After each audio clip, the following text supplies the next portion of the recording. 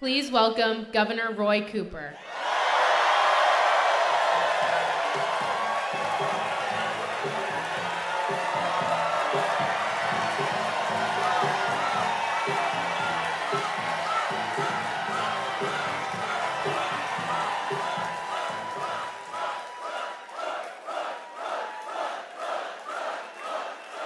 Hello, fellow North Carolinians!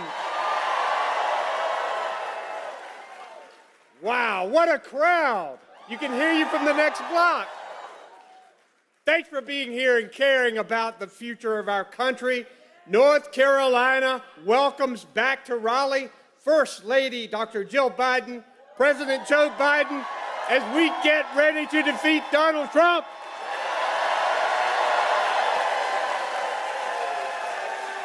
Hey, and let's give another big round of applause to the next governor of North Carolina, Josh Stein. We have to win that race to continue the progress that we've made and to stop the Republican legislature from their worst instincts, and we know what they are. Guys, we are just 130 days away from the biggest election of our lifetime. Now, I know that our tensions are high right now, but this election is not just about what kind of president we want to have. This election is about what kind of country we want to be.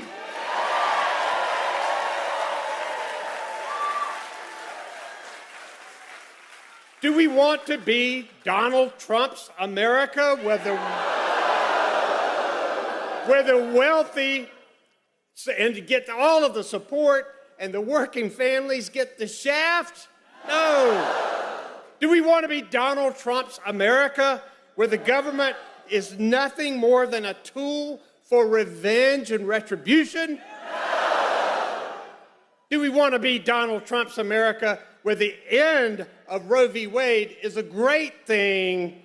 Politicians police women's bodies and daughters have fewer rights than their mothers. No.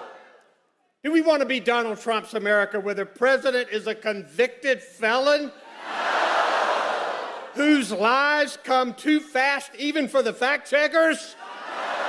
Of course we don't. Do we want to be Donald Trump's America, where the president tries to overthrow our democracy and says if he's elected again, he'll be a dictator? No. Guys, 4 years ago, we told Donald Trump, "You're fired."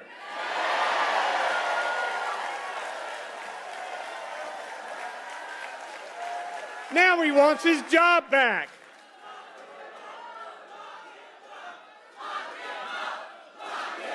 We are not going to let him, because the position is already filled. We know that Donald Trump is an existential threat to our democracy and our nation, and we have to stop him. And look at our alternative here. Joe Biden made a bipartisan infrastructure bill happen when Donald Trump couldn't.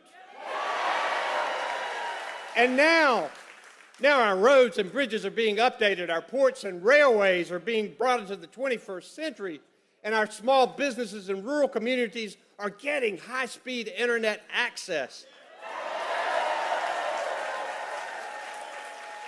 Joe Biden increased health care coverage while Donald Trump tried to take it away. Joe Biden lowered the cost of prescription drugs, capped the price of insulin for seniors, and lowered health care premiums. And especially for us, he got us extra mental health money to help convince our North Carolina Republican legislature to finally expand Medicaid.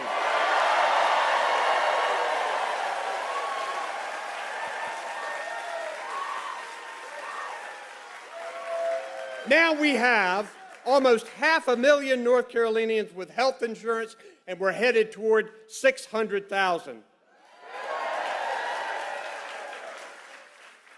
I will never forget December the 1st, when Medicaid expansion enrollment began, and I was able to present Penny with her health insurance card. She knew that this would get her the care that she needed. She knew this would help to stop her crushing medical debt from continuing to pile up. This was the moral and right thing for the richest and greatest country in the world to do for her and hundreds of thousands more just like her.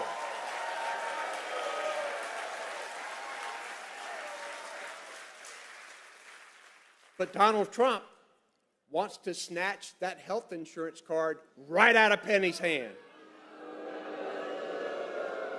He came within one vote of destroying the Affordable Care Act when he was president, and he has vowed to try again.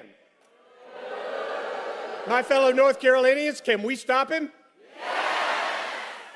Can we beat Donald Trump right here and now and deny him the presidency? Of course we can, and we must. Here's one thing I know to be true.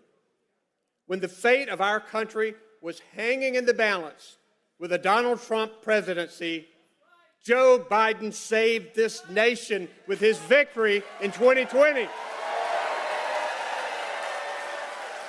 We must do it again in 2024. And that's going to take all of us, guys, because if he wins North Carolina, if Joe Biden wins North Carolina, he is President of the United States once again.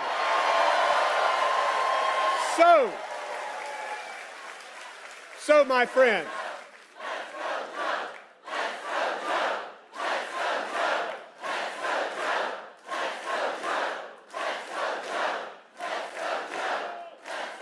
I know he's back there. He's ready for this. All right. These chants are fine, but for the next 130 days, we have to be on the doors. We have to be on the phones. We have to be on social media and on top of our game to stop Donald Trump's dark vision of America and make sure Joe Biden can finish the job that he started.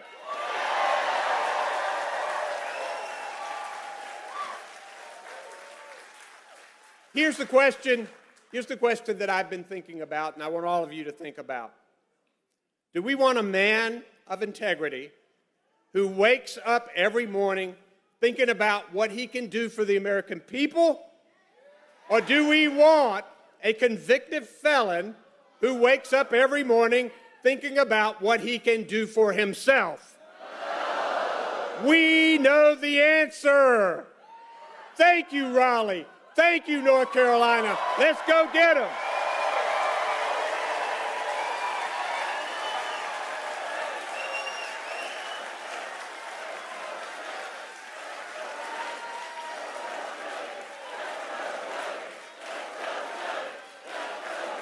It is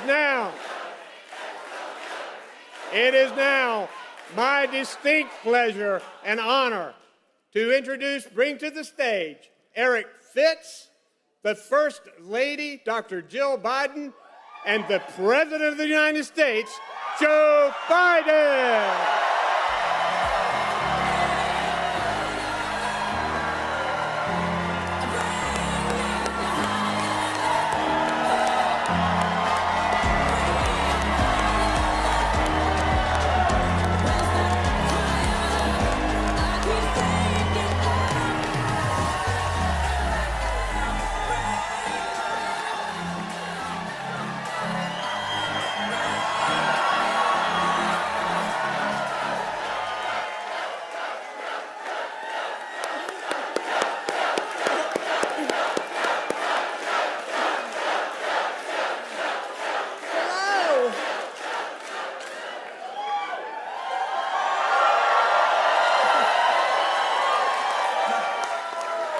Wow, what a great crowd. Let's hear.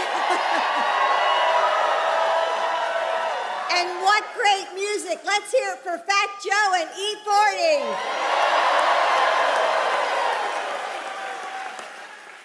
it's great to be with you all. So,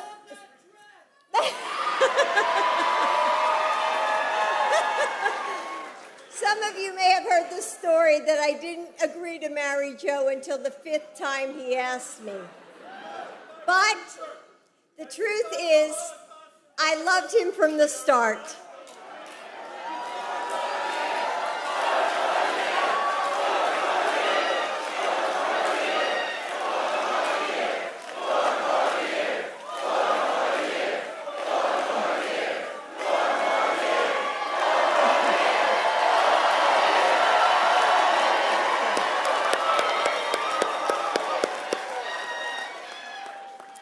So I'm going to repeat that line because I think it's the most important. I loved him from the start. I saw in him then the same character that I see in him today. And even though he has faced unimaginable tragedies, his optimism is undaunted. His strength is unshakable. His hope is undeterred.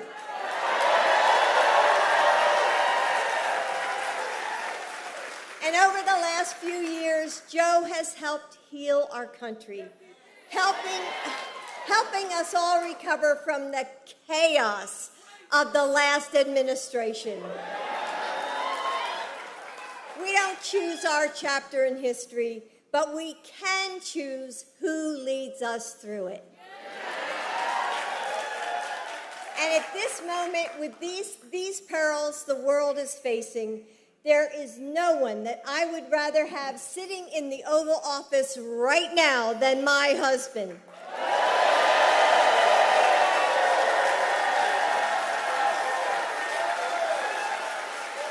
What you saw last night on the debate stage was Joe Biden, a president with integrity and character, who told the truth. And Donald Trump told lie after lie after lie. Oh, you're good. You're so good. This election is about you. Joe is fighting for the families here in North Carolina and across America who are working hard to find a secure place in the middle class. The moms who worry that their daughters will grow up in a country with fewer rights than we had. And as a teacher, I'm always proud. Yay to the teachers. Love the teachers who are here. I'm always proud of the way that Joe fights for educators, like our next speaker, Eric Fitz. Eric is a former school principal, public school principal, and he now works at Wake County Public Schools. Let's be over here. Making sure teachers get the support they need so that students can thrive.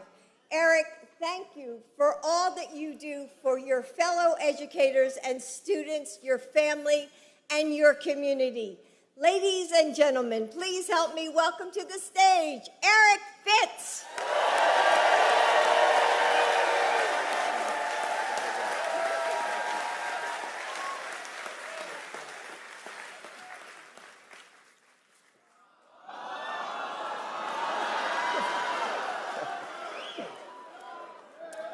Good afternoon, everyone. This is amazing. Never could have imagined standing right here before you. Well, my name is Eric Fitz, and I'm a proud father, a proud educator within here in Raleigh, North Carolina.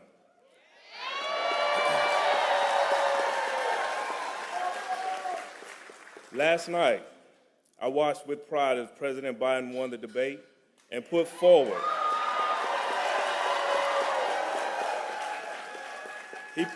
a clear vision for making life better for our families. And Donald Trump made it very clear he's focused on retribution and revenge. But what amazed me most was that President Biden that we saw last night on the debate stage was the same Joe I had the pleasure of sharing a meal with a few months ago, right in my home with my sons, Christian and Carter.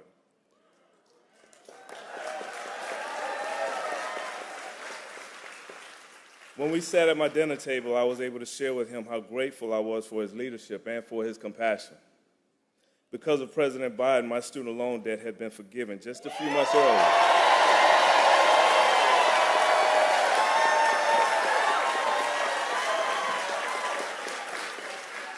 By forgiving the loans, that enabled me to become the educator that I am today.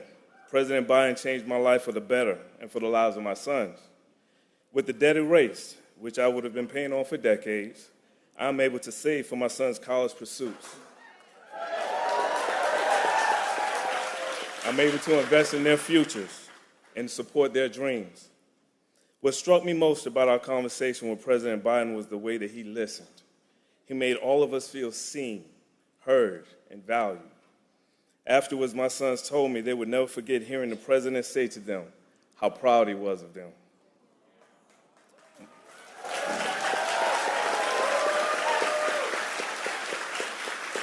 My children are one of the most important things to me in this world, and that's something President Biden and I share. I know who Joe is. He's a dad. He's a leader. He's a good man.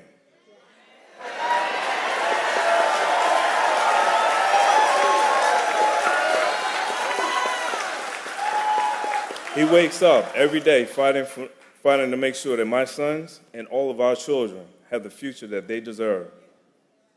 I'm proud Joe Biden is our president.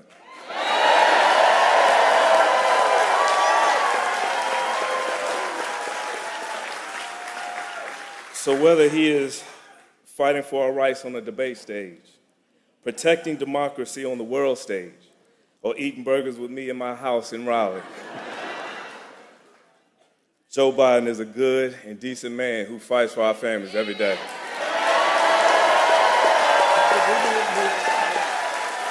President Biden shows up for everyday North Carolinians, and North Carolina is ready to show up for him in November. We need to send him right back to the White House. So now, please join me in welcoming our guest of honor to the state of North Carolina, the President of the United States, Joe Biden.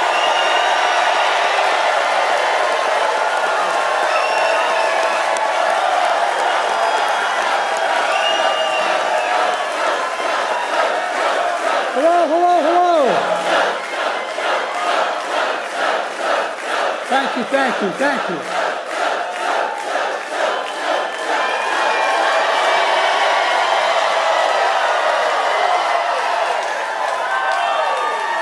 Thank you, North Carolina.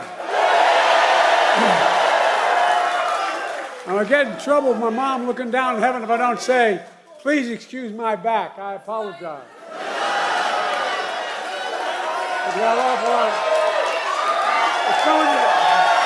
It's good knowing you have my back.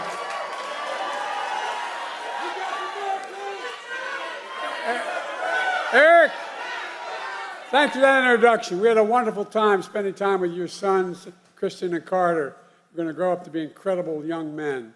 You would have been really impressed the way they talked about their dad, how informed they were about what was going on. I was truly impressed. And I ate 2 hamburgers.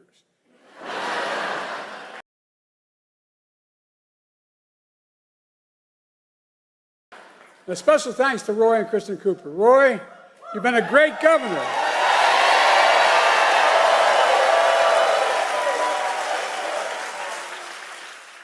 Which makes it all the more important that North Carolina elected a great governor to replace you, Josh Stein.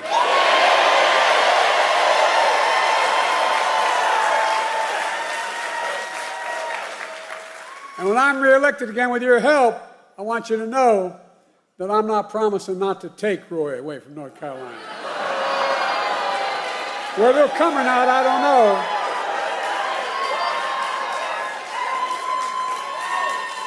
And thanks to all the state and local leaders here today, the great musicians and entertainers who performed earlier. Folks, let me tell you why I'm here in North Carolina. I'm here for what?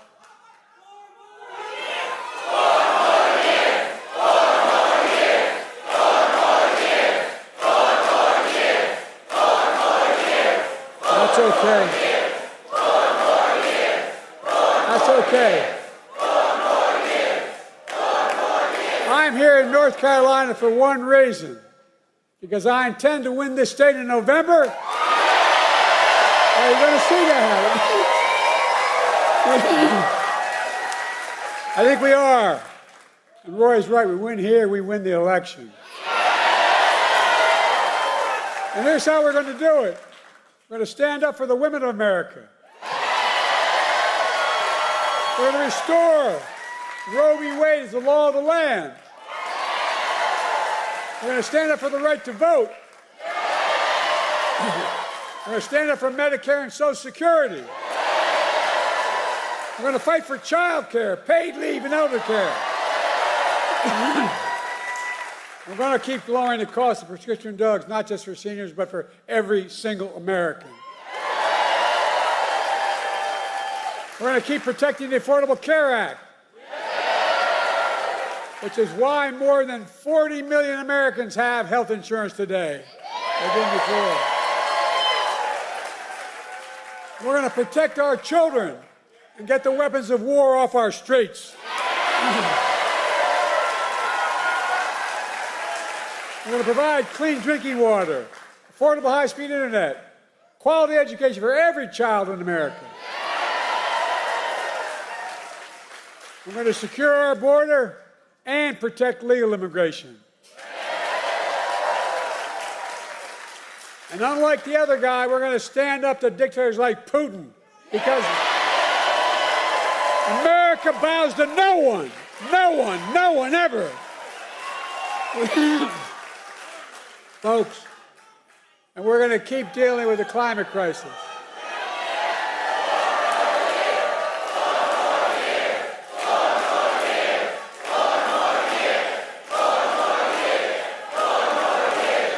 Look,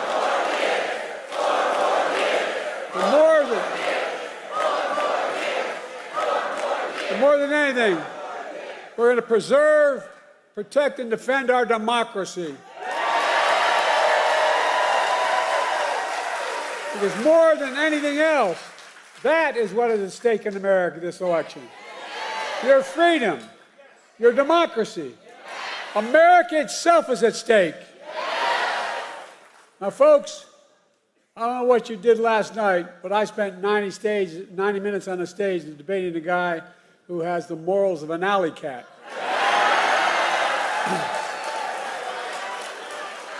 Did you see Trump last night? My guess, he set, I mean it sincerely, a new record for the most lies told in a single debate. He lied about the great economy he created. He lied about the pandemic he botched, killing millions of people. He closed businesses, he closed schools, losing their homes, people all over this country. America was flat on its back. So I told Trump that he was just one of two presidents in American history who left office with fewer jobs than he started. Herbert Hoover was the other one. That's why I call him Donald Herbert Hoover Trump.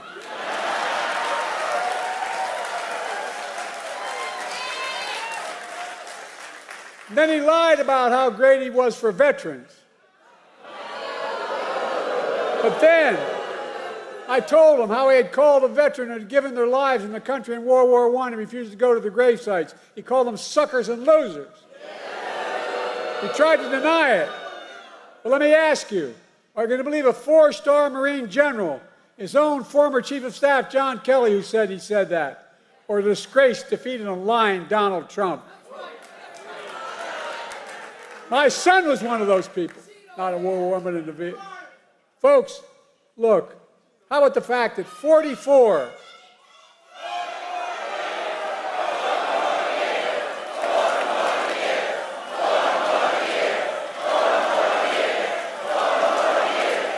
How about the fact, that's okay. How about the fact that 40 out of his 44 top advisors, including the vice president, aren't supporting him this time around? The people who know him best, 40 of them said, I will not support the man I work for this time around. It tells you a lot about the person who knows him Look, he lied about how great he was on crime. I had to remind him that he oversaw a record increase in murder rates in 2020. On my watch, violent crime has hit a 50-year low. There's more to do with the 50-year low. And then I pointed out that the only convicted criminal on the stage last night was Donald Trump.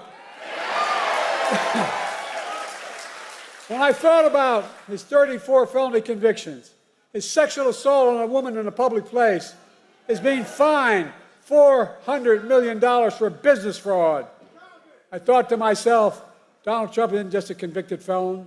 Donald Trump is a one-man crime wave.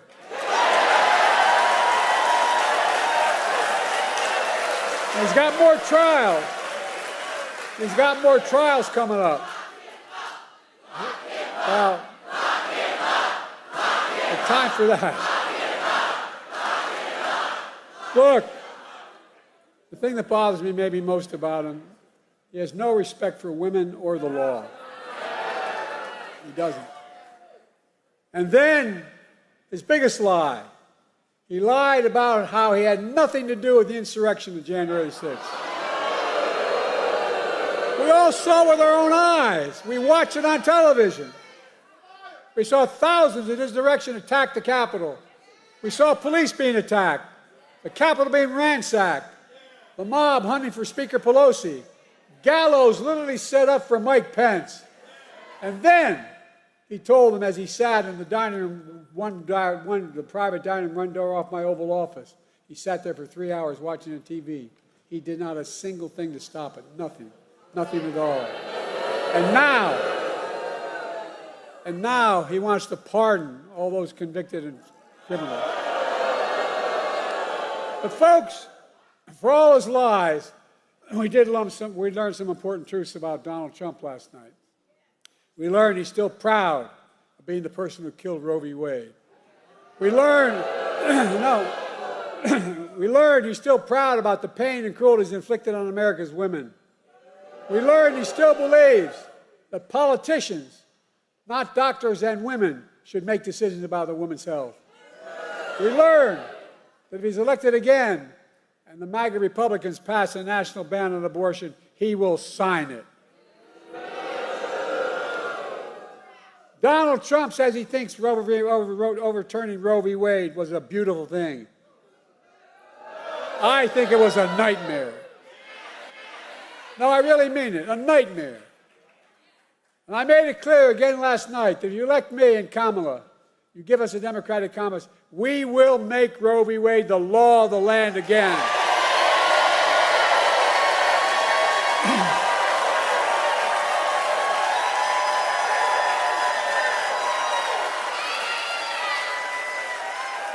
He continued to lie. He said, I quadruple taxes. Where the hell has he been? Which is a simple lie. I didn't raise a tax on anyone in America if they made less than $400,000 a year. And I won't in my second term either. We learned that Trump, who had the largest deficit of any president in 4 years because of a $2 trillion tax cut to the super wealthy, we learned that Trump wants to give another giant tax cut for the very wealthy and the biggest corporations. This time, $5 trillion, not a joke, $5 trillion. To pay for it, he's going to cut Medicare and Social Security. He'll cut health care. He'll do it all with millions of working and middle-class Americans all pay for another tax cut for the very wealthy. Then, to add insult to injury, he wants to raise taxes on the average family $2,500 a year. What amounts to a new 10% sales tax on all products imported in America. That's his new plan. For food, coffee, candy bars, and so much more. It's going to raise the taxes on the average family $2,500 a year. And most dangerously, though, we learned that Donald Trump will not respect this year's election outcome. He's still not respecting the last time out. Well, think about it. Every court in the land ruled that it was a fair election. He's still denying it, still telling lies. 3 times, Trump was asked last night by the moderators, would he respect the election results if he lost this time? 3 times he refused to answer. 3 times. Folks, Donald Trump refused to accept the results in 2020. We all saw what happened on January the 6th. It's a direct consequence of that. It was an international embarrassment. By the way, as I go to these international meetings, I know every major world leader. I literally, because I've been around, as you might have noticed. But they asked me, did he really mean this? Was this real? It caused a constitutional crisis and international embarrassment. Now, Trump is making it clear that if he doesn't win this time, there will be, in his words, bloodshed. No president has ever said anything like that. No president. His words, not mine. We're going to let Donald Trump attack our democracy again? I don't think so. Folks,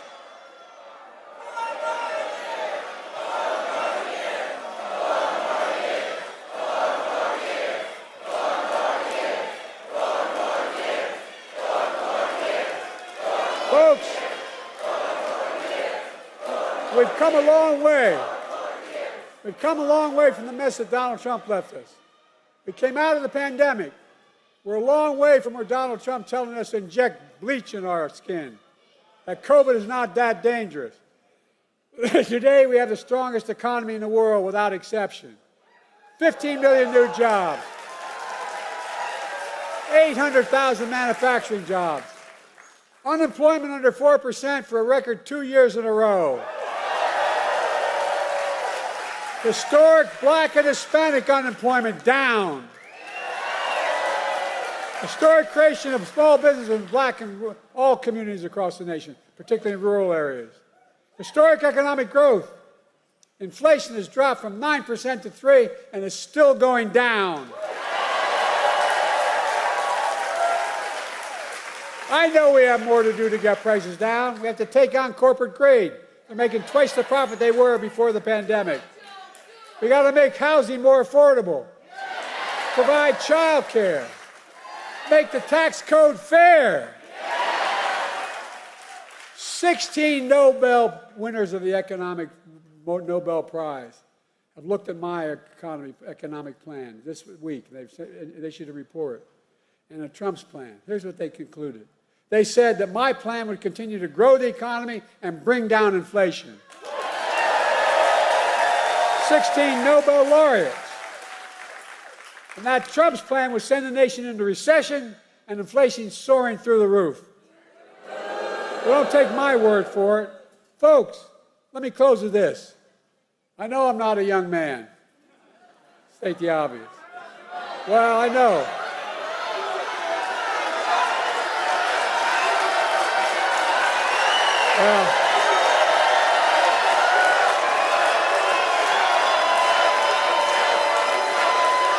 Well, I don't. Folks, I don't walk as easy as I used to. I don't speak as smoothly as I used to. I don't debate as well as I used to. But I know what I do know. I know how to tell the truth.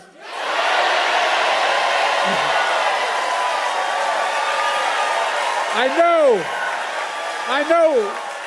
right from wrong. And I know how to do this job. I know how to get things done. And I know, like millions of Americans know, when you get knocked down, you get back up.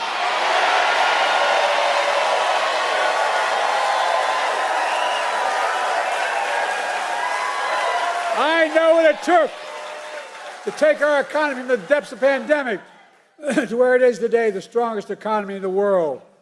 I know what it'll take to bring this economy to everybody. I know what it'll take to rally the world to stand up against Putin and defend freedom, not yield to him. And I know what it'll take to keep the world safe and free for the years ahead. Folks, I give you my word as a Biden, I would not be running again if I didn't believe with all my heart and soul I can do this job. Because quite frankly, the stakes are too high. The stakes are too high.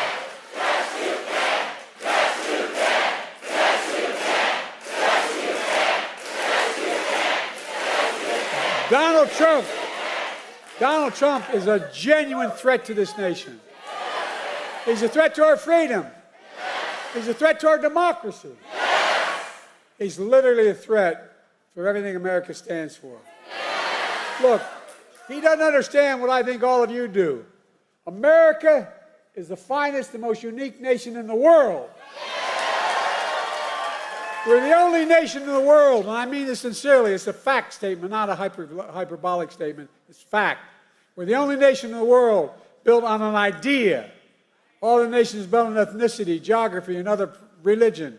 But we're built on an idea that we're all created equal. We deserve to be treated equally throughout our lives. We've never fully lived up to it. I'll be damned in the year 2024, just 2 years before the 250th anniversary of our Declaration of Independence, that I'll let Donald Trump walk away from it.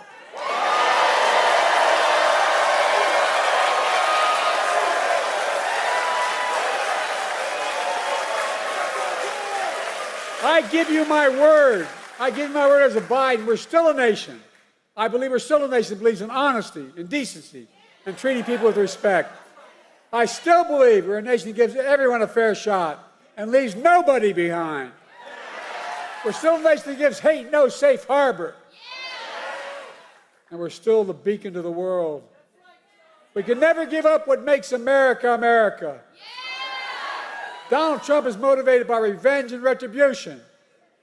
Well, revenge and retribution never built a damn thing.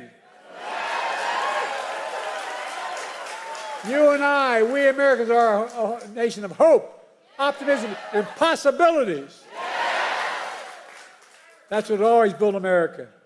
That's going to continue to build America today. The choice in this election is simple. Donald Trump will destroy our democracy. I will defend it.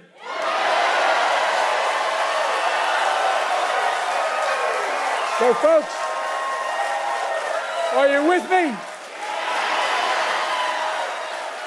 Donald Trump's the first president I've heard of that stood up there running for president, having been one for one term, saying America's a failing nation. Where the hell does he think he is? I'm serious. A failing, I don't know a president wouldn't trade places with America in a heartbeat. He's dead wrong. America's not a losing nation. America's winning. As I stand here today, I can honestly say I've never been more optimistic about America's future in my whole career. We just have to remember who we are. We're the United States of America. And there is nothing beyond our capacity, nothing when we act together. You got it. So may God bless you all. And may God protect our troops. Let's go get them, North Carolina.